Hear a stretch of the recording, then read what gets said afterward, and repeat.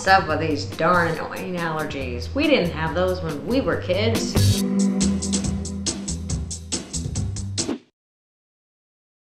Hey, this is Jan with Bacon is My Enemy.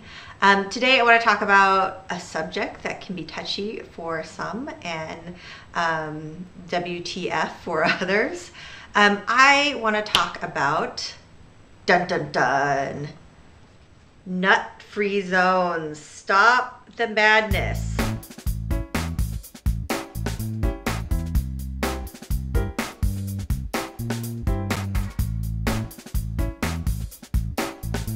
I can understand classrooms perhaps avoiding nuts, but entire schools that ban peanut butter and jelly sandwiches seems anti-American. You know, Jen, it's funny that you bring this up because my daughter just started kindergarten, and I was amazed at the posters that we saw, exactly like the one you raised with about proclaiming that the school was happily a nut-free zone.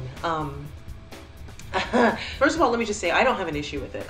Generally speaking, I don't have an issue with a school going entirely nut-free. What amazes me, however, is that it's an issue at all. Like, when I was a kid, I don't remember having any friends that were allergic to nuts or had any sort of nut allergy.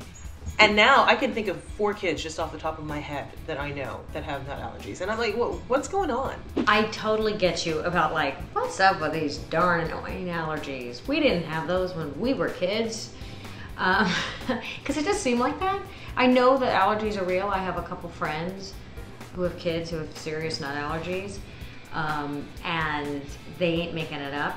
But I do the same thing. I'm like, when I was a kid in the 70s, we were eating peanut butter. Nobody brought this up, and kids weren't dropping like flies next to me. Serious allergies is nothing to laugh about. I'm not trying to make light of the subject that people have anaphylactic reactions to nuts or other allergens, but when do we draw the line? At elementary school, I don't really have an issue with it. I'm actually sort of relieved that they do that.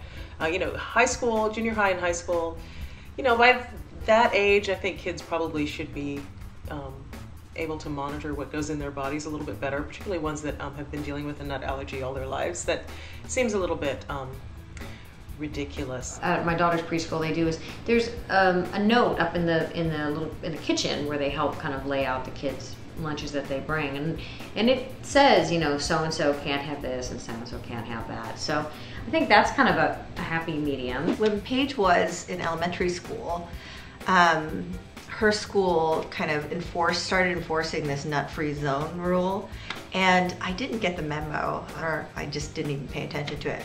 However, I sent her to school one day with peanut butter and jelly sandwich, and they made her eat outside in our Seattle rain because they weren't going to starve her, but they weren't going to let her eat her PB&J in the school. I could just visualize me sending her off to school with a oatmeal walnut raisin cookie lovingly packed in her lunchbox, and her deciding to share it kindly with the most anaphylactic prone nut allergic kid in the school.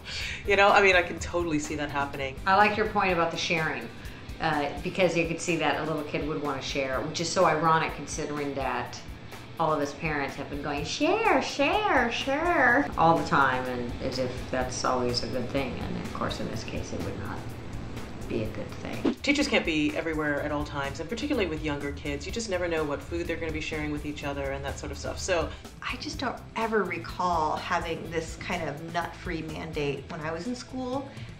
School administration would not even entertain the thought. I think they serve peanut butter jelly sandwiches in the school lunches, so like 4 out of the 5 days a week. So I don't know. I'm curious to see what your experience has been and how you feel about it. Join the Momversation at momversation.com.